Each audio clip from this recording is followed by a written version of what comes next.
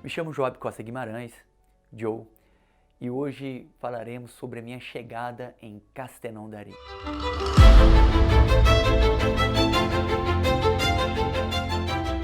Saindo de Albânia, bom, aqueles que passaram pela Legião, que pegou o ônibus, saindo de Albânia em direção à estação de trem de Marsella, sabe bem do que eu estou falando, porque a partir do momento que saímos dali, a gente tem aquela sensação de felicidade e também aquele gosto, de desconhecido, pois sabíamos para onde estávamos indo, mas não sabíamos como seria a continuidade da formação.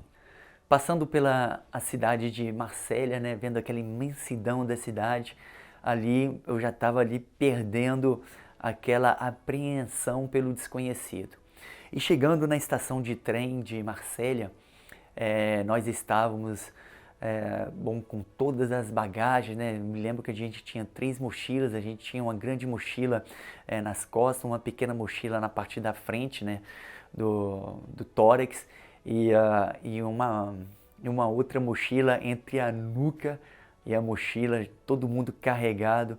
E aquelas pessoas que estavam ali na estação de trem olhavam para a gente ali, se perguntando para onde vão todos esses militares.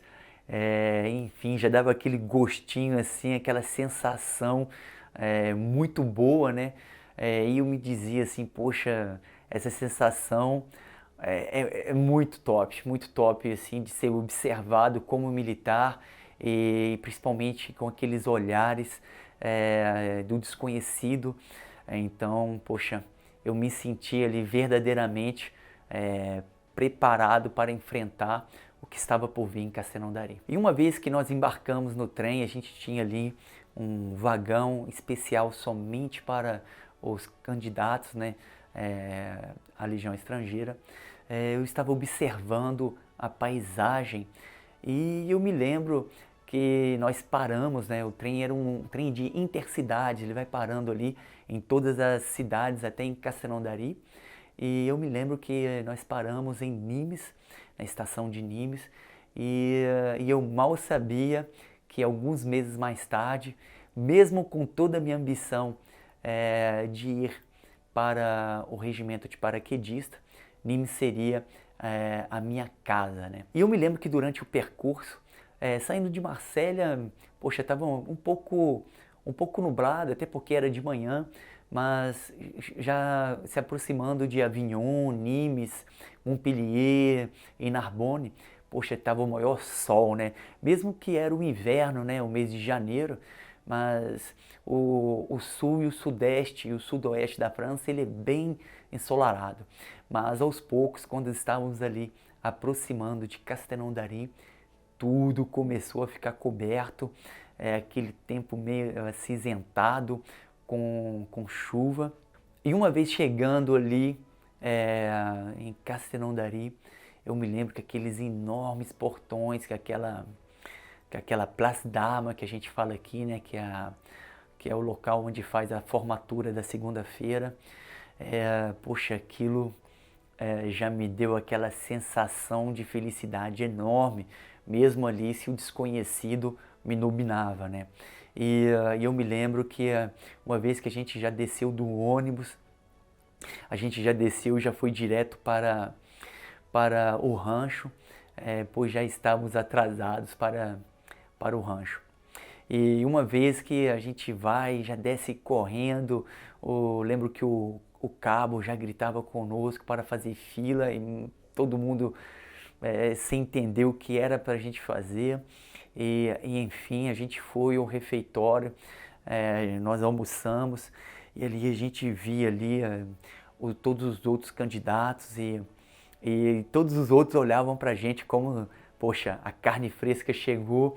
Foi uma sensação de medo, mas também de encorajamento, pois estávamos ali para poder enfrentar tudo que estava por vir de cabeça erguida.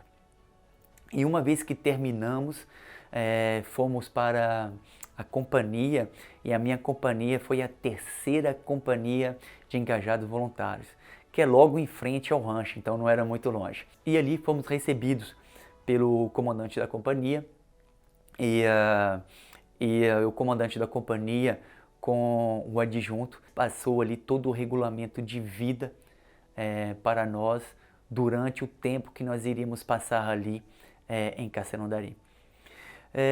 Mesmo sem entender nada, nós tínhamos o nosso binômio, né? O nosso binômio é o nosso par, né? A nossa alma gêmea durante a formação. E como é separado isso? O binômio é aquela pessoa que compreende o francês e ele vai ter o par dele, que é uma pessoa que não compreende o francês, mas que fala a mesma língua do que ele. E o meu binômio era até um português, então ficava tudo mais fácil para a compreensão, mas tinha alguns ali que, poxa, o binômio deles era tudo meio atrapalhado. Eu me lembro ali que tinha o binômio do alemão. O binômio do alemão era um turco que falava turco, alemão e francês e que fazia traduções, então era tudo assim meio atrapalhado, era um pouco divertido. E o binômio, né, na verdade, era o canga, né, no Brasil. E o que acontecia na maioria das vezes? Se o binômio ele não conseguisse passar às vezes a informação e que se por um acaso o binômio, como se diz, que não compreendesse, fizesse algo errado, quem acabava pagando era o binômio que falava francês. E até então o meu binômio era um português, até para a compreensão era muito fácil. Ele está até ainda na Legião, por isso que eu não vou falar o nome dele. E como ele tinha o domínio, né, da língua francesa e também da língua portuguesa, tudo era mais fácil para mim. Mas ele acabou pagando por mim e eu também acabei pagando por ele. E uma vez ali que tivemos o regulamento interno, né, traduzido pelos binômios, nós começamos a instalação nos quartos. E aquilo foi a maior assim, bagunça, né, pois muitos não entendiam nada, outros eram lentos. Tinha aqueles também que estavam de corpo mole, e eu lembro, né, que os cabos, poxa, era tudo cabo, sangue nos olhos, a maioria que estavam de passagem ali para ir para a escola de sargento, né, eles estavam todos ali, como se diz, né, colocando a maior pressão em cima de nós, e nós acabávamos ali pagando para todos aqueles que eram lentos, todos aqueles também que estavam de corpo mole, e enfim, bom, e a nível de pagação, nem vou falar o que a gente fazia, porque vocês já têm uma ideia, principalmente aqueles que são militar, e aqueles que não são, vocês verão aqui, não é nada de muito difícil, mas acaba sendo ali algo bem, como se diz, né, bem enervante às vezes. Mas enfim, eu fiz as pessoas pagar, eu também paguei pelos outros, e a vida militar é desse jeito. E eu me lembro que o cabo estava tentando ali entender cada um, de onde ele vinha, o que ele fazia, e até então uma pessoa já pede para ir embora, que ele queria ir embora, e até então era um francês que tinha servido o exército francês, e ele viu que aquilo ali não era nada para ele, não era nada que ele procurava, e ele pediu para ir embora, e foi a primeira pessoa que pediu, né, ali em Castellandari para ir embora. Até então, os cabos pegaram ele, levaram ele para ver o chefe de pelotão. O chefe de pelotão pediu, né, para ele ficar, explicou para ele como era verdadeiramente. E eu me lembro que um pouco mais tarde, né, na semana, essa pessoa acabou desertando. E ali em Castellandari, a gente passou 2 semanas esperando o próximo grupamento. O nosso grupamento era um grupamento de 20 pessoas, até então 19, né, pois um ali tinha desertado. E na chegada ali do outro grupamento tivemos o contato com eles, e era nós ali como antigões, né, minis antigões, que explicávamos a eles como era o processo, e fizemos também toda a recepção de boas-vindas.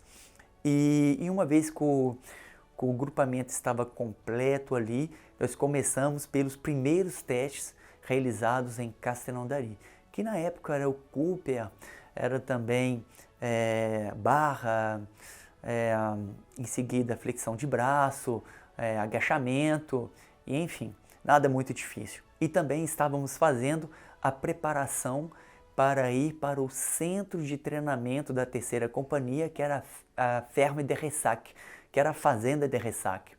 E ali nós tínhamos também, às vezes, contatos visuais com as outras companhias e víamos ali a agitação, a correria, até porque eles já estavam alguns meses mais à frente.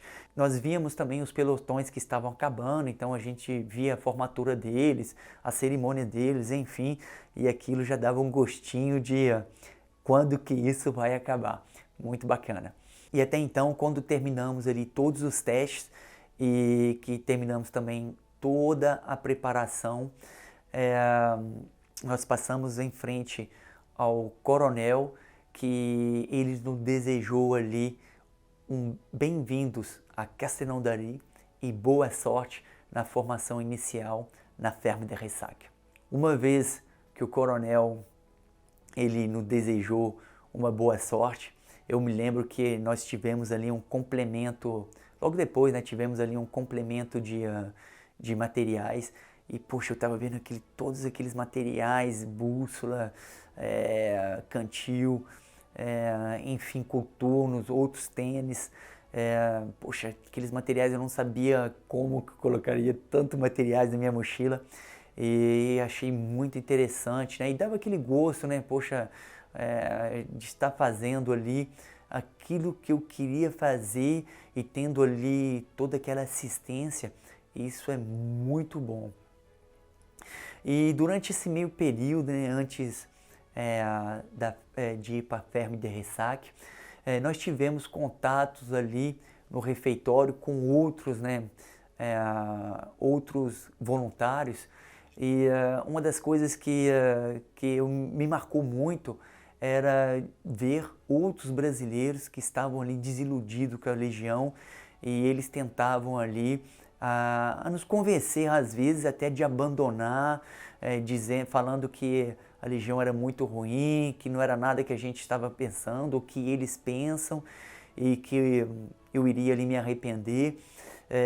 Muitos ali, como se diz, né, já eram pessoas que nunca ali tinha tido uma vida militar, pouquíssimo eram aqueles que tinham passado pela vida militar, e enfim, isso não me desanimou, não mudou a minha ideia em momento algum, até aumentou o meu gosto, né, pela Legião Estrangeira, e foi até então que eu encontrei uma pessoa sensata, que era um ex-lutador de MMA no Brasil, que ele foi bem honesto comigo, ele falou: poxa, meu irmão, eu terminei aqui a minha formação inicial, para mim eu vejo que a Legião não vou ter continuidade, mas tu é um cara novo, tu é um cara que não tem nada ainda na vida, nem preparado até no nível profissional, não tem diploma, não tem estudo, eu lhe aconselho a seguir carreira aqui, porque você tem muito a ganhar.